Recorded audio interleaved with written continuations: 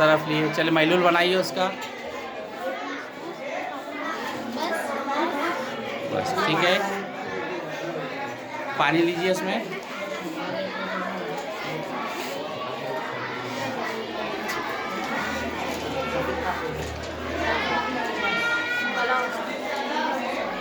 मिलाइए, mix कीजिए उसको।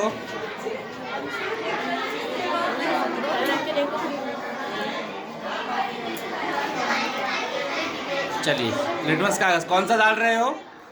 ठीक है, ब्लू वाला। ठीक है, ब्लू वाला। अगर रंग में तब्दीली हो रही तो बोलिए, ठीक है? नहीं, ब्लू का ब्लू रहा। ठीक है, चलिए बदलिए, रखिए। दूसरा वाला लीजिए, लिटमस कागज़ कौन सा है? सुर्ख वाला रेड है। ठीक है, चलिए डालिए उसको। देखो रंग बदला है उसका, किस में तब्दील हुआ है बताइए? हाँ, ब्लू में तब्दील हो गया तो फिर तेजाब है या असास है? ये असास। ठीक है, चलिए, थैंक यू।